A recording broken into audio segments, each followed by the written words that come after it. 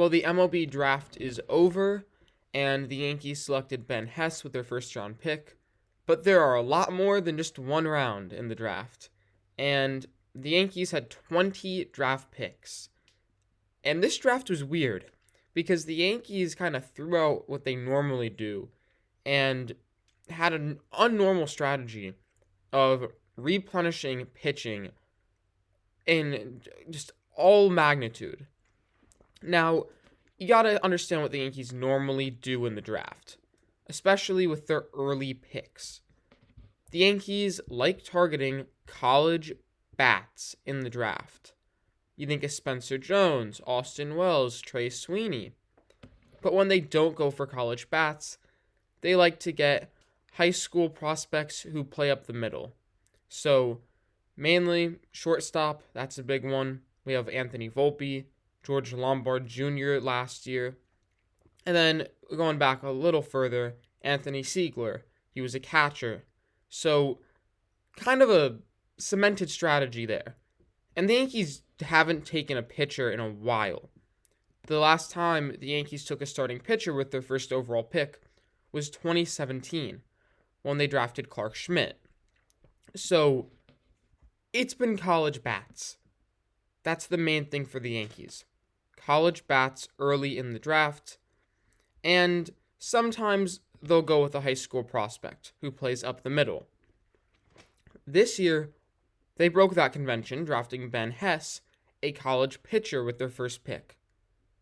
And then they proceeded to pick 6 straight college pitchers. Their first 7 picks were college pitchers. That is odd. No position players, just college pitchers. And another thing, a lot of these pitchers were very tall. Ben Hess was 6'5". The second round pick, 6'5". Third round, 6'4". So they were targeting these tall pitchers, and they didn't really change this up. They did not draft a lot of position players. They had a few later in the draft with like their 12th round pick, but a lot of pitchers.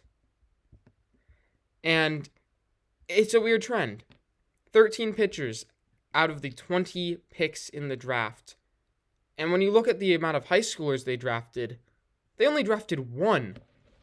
They drafted one high school pitcher with their last pick in the draft. So the Yankees had a strategy here. They were obviously trying to replenish their pitching staff because they lost a lot of pitching prospects in the trade to get Soto. We'll have to see if this works out for the Yankees, but it's a very, very interesting strategy because it breaks the convention of what the Yankees normally do. It's an unnormal draft, and who knows what's going to happen to these players. You really have to give it 2-3 years to evaluate a draft because the impact is not immediate. But a weird draft for the Yankees.